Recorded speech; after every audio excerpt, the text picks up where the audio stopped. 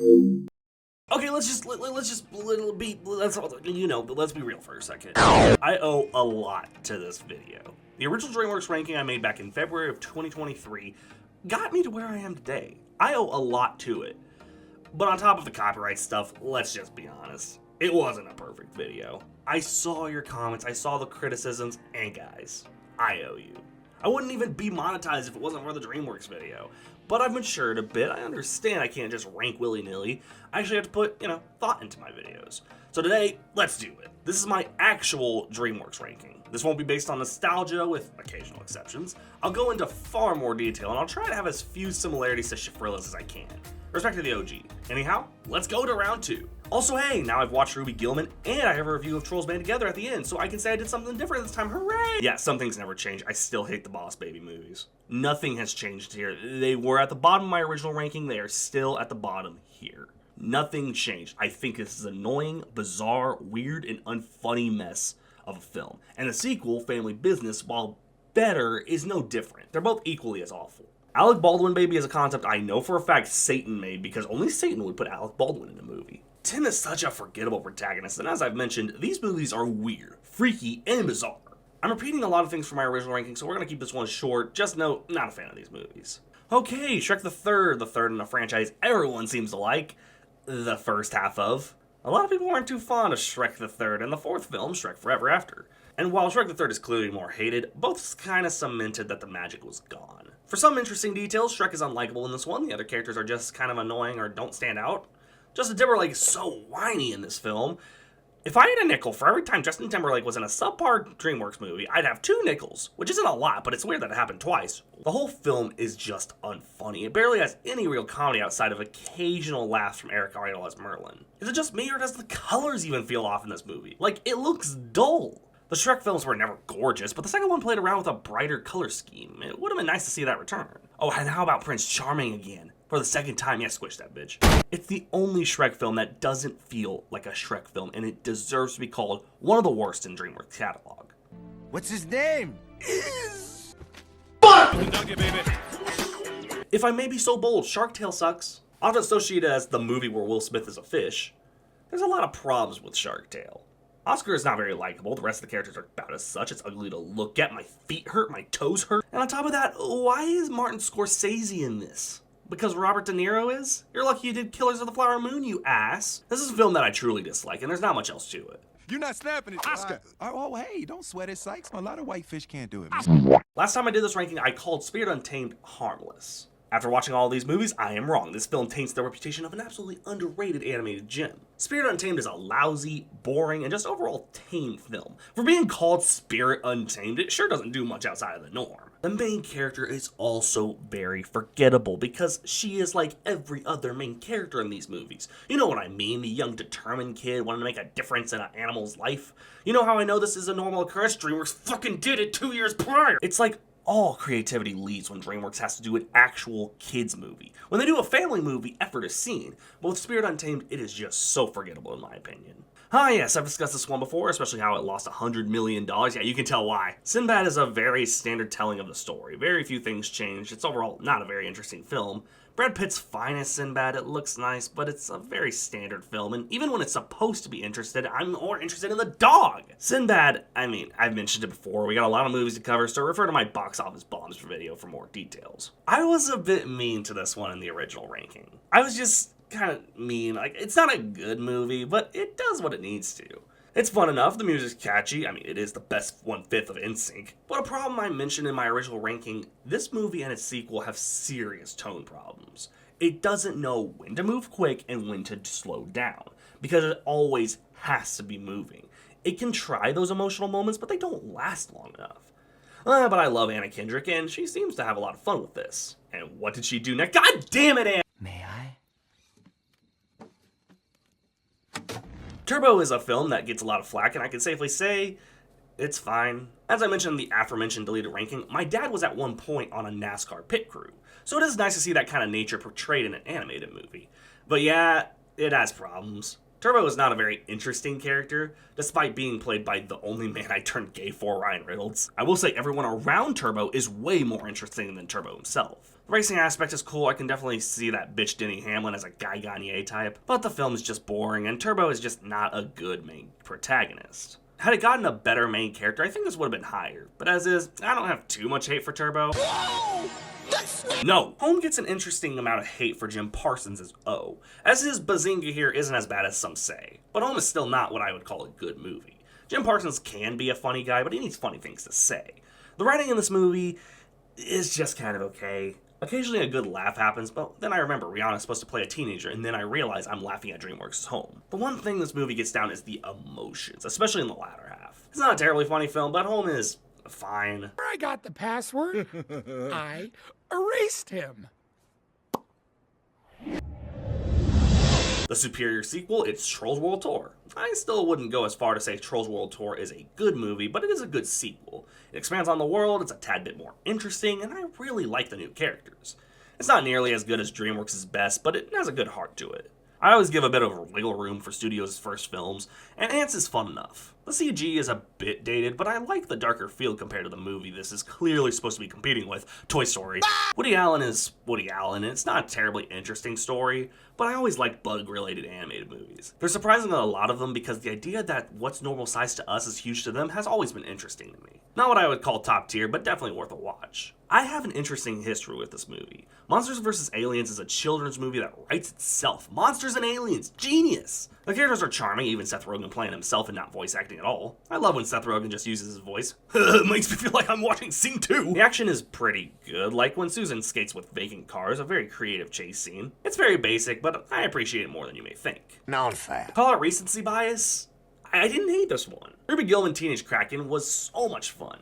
I like the idea that DreamWorks knows the story behind mermaids and Disney fucking doesn't. It's just nice to see that this movie balances the normal DreamWorks fast-paced comedy with some seriously well-done slow scenes. It's a shame this film bombed because it really deserved better in my opinion. It's far from DreamWorks' best, but it's also far from their worst. I was pretty honest about what I thought this movie was. I don't like Jerry Seinfeld, I refuse to watch any of Seinfeld or comedians in cars getting coffee, and it felt like he had a lot of B jokes that couldn't fit into his routine, so they just made an animated movie about it. But like Ants, I do like the creativity with the little bug, big world situation.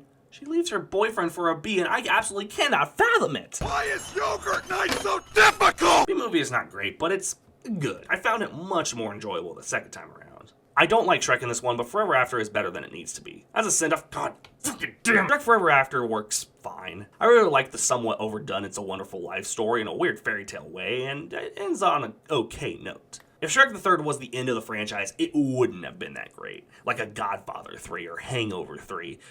Spider-Man 3. Shrek Forever After might not be perfect, but considering what it could have been, I'm okay with it. DreamWorks has always been good at subpar stories surrounding beautiful worlds, and The Croods definitely has a beautiful world with a decent story. It is funny enough, and all of the cast is pretty good within their roles, but it is pretty slow at points, and the worst part of all, it has an Owl City song, oh no! But looking back on The Croods, it had no reason to be as good as it was.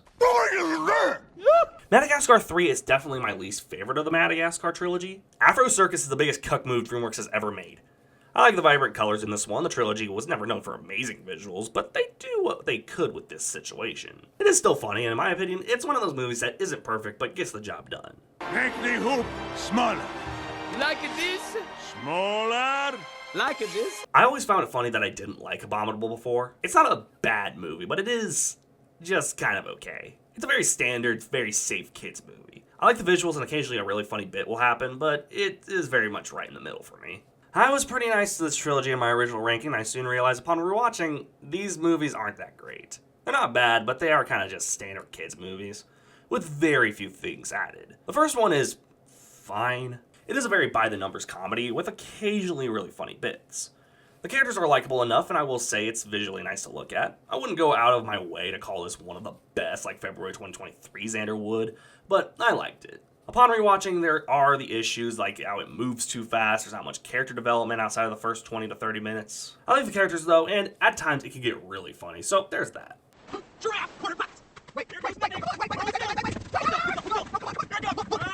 The spin-off to the Madagascar movies, I actually really like this one upon rewatch. It's actually really fun, and it makes you realize, yeah, the penguins were some of the best parts of the series.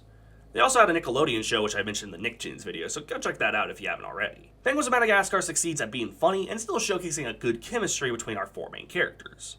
Also, Dave is a top-tier DreamWorks villain. Fight me. Oh, yo, it's the homie King Julius. Don't hate me because I am beautiful. Maybe if you got... A lot of people either really like this one or... Ancient Egypt. I personally really like it. You really believe the chemistry between Mr. Peabody and Sherman and get the feel for their father-son relationship. I always like time travel movies, and this is a whole new spin on it, even if it does play it a bit safe. That's not to say this movie doesn't take risks, because it does take the risks when it needs to. The nice thing about DreamWorks is that it takes risks when it needs to in order to stand out against its competition. And Illumination sure likes to make sure I remember the Minions. I really like this one. I recommend it fully. A nice thing about the early days of DreamWorks was they're experimenting with animation styles.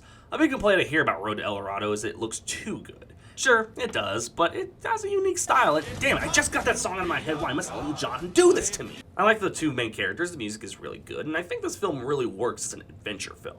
Definitely a good one. Aardman has to have some of my favorite DreamWorks movies, and while this is definitely the least good of their DreamWorks catalog, that's not saying much.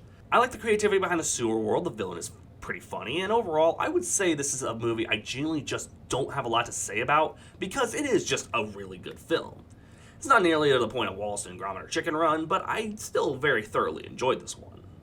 Huzzah! A man of quality.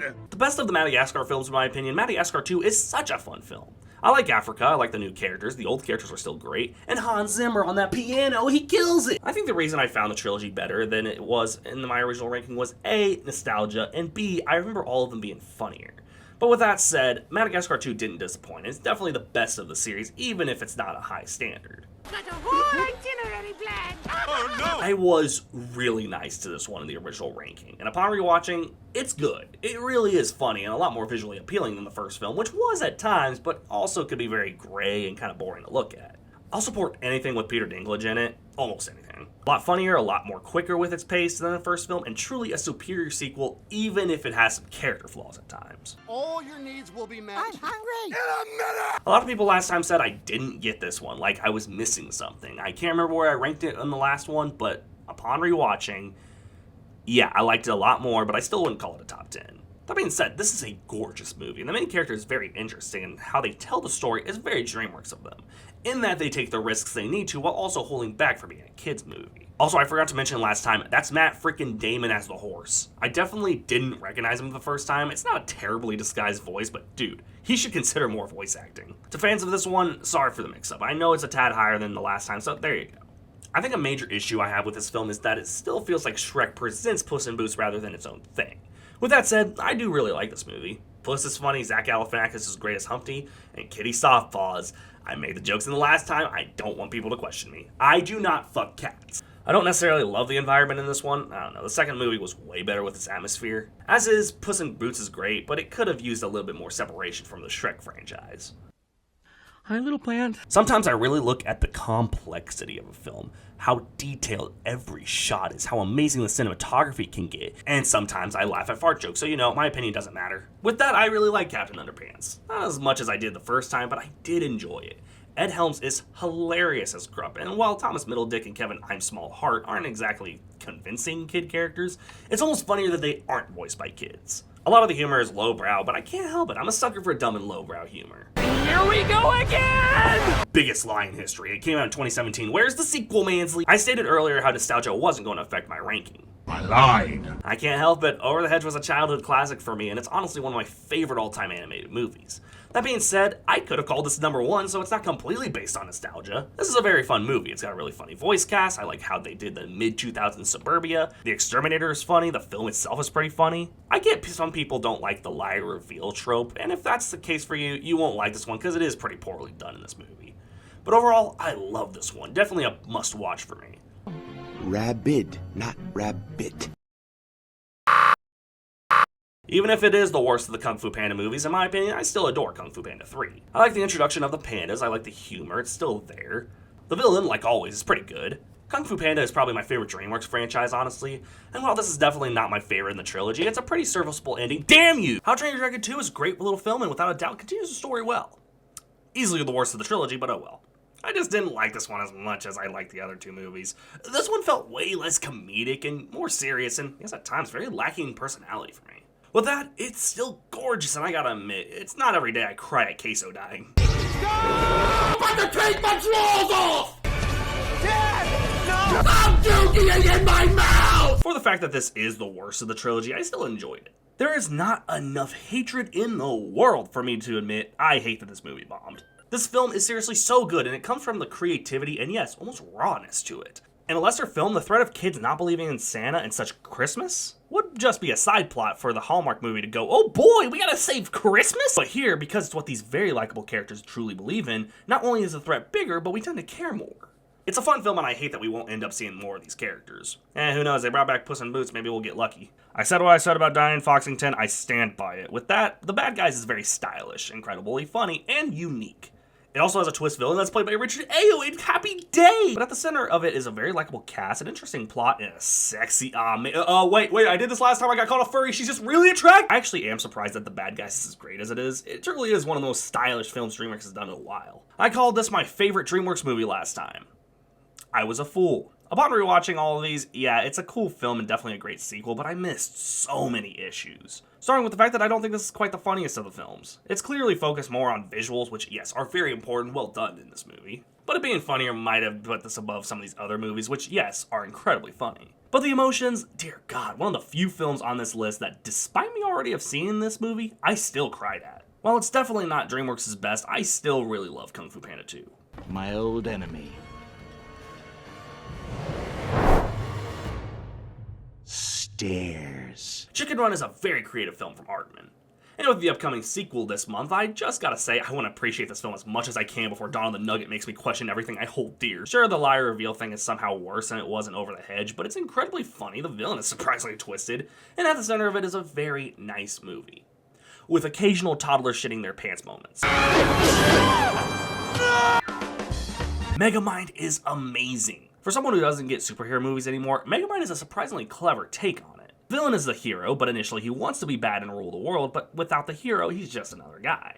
This is one of the most detailed plots I've seen in these movies in a while. For being an anti-superhero person as of right now, I really like Megamind. Arachnus Deathicus will instantly paralyze. Oh! The second best of the How to Train Your Dragon series, The Hidden World is probably as perfect as an ending as you get. Oh, they made stupid holiday shorts? No, The Hidden World is where I draw the line. With that, it's the most emotional, it's the most action-packed, it's dark but it can be funny, it never overstays with the comedy. It ends on such a good note, and upon rewatching, I definitely was wrong the first time. Okay, so the big joke with this one in the last video is that I didn't really talk about, and a lot of people said, why didn't you talk about Shrek? Hey a-holes, that was the joke. With that, Shrek is everything everyone says about it. It's funny, it's clever, it's witty, it's surprisingly charming. That's why I didn't talk about it. I had nothing else to say about it. Everything people say about this movie is right. Here's something I failed to mention last video. I am a huge Wallace and Gromit fan. Despite my many jokes about British people, I really like the humor with Wallace and Gromit. And for me, the best of them comes from The Curse of the Were-Rabbit, a very stylish and fun adventure with all that Wallace and Gromit charm. I always loved claymation, I really wish they did it more. Like it did like 5 of them joints, bring it back! With that, The Curse of the Were-Rabbit is still very charming. Gromit?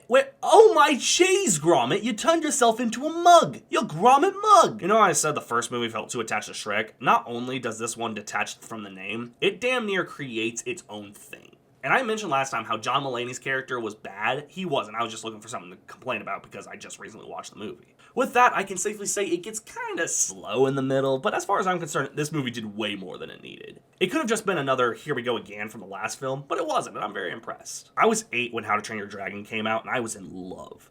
And a fun fact about this movie, when my mom took me and my sister to see it, she had every intention of hating it. And guess what? She ended up liking it too. It just goes to show that despite this movie's clearly weak setup, the payoff is one of the best. How to Train Your Dragon is a hell of a time, with gorgeous visuals, great characters, and it's easily the funniest of the films. Shrek 2 is exactly how a sequel should be done. Look, Shafrillas did a way better video off the topic, and I don't want to seem like I'm just ripping him off like I did last time, so whatever the case, Shrek 2 is DreamWorks' best sequel in my opinion. It's funny, it's heartwarming, it's epic, it's good, and without a doubt, it remains one of my favorites. The Prince of Egypt is good. It's really good. Like, this is one of the most visually pleasing films I've ever seen. The visuals are stunning, the characters are good outside of the comic relief, which is like if Mushu met the gargoyles from Notre Dame and bang! As is, Prince of Egypt remains an undying classic in my opinion. I heard y'all. I heard it. I get what I got wrong with this movie the first ranking. I get it. Tai Lung is a good villain. I initially thought he sucked. With that, this is DreamWorks' best movie. It's not Kung Fu Panda 2 like I wanted it to be,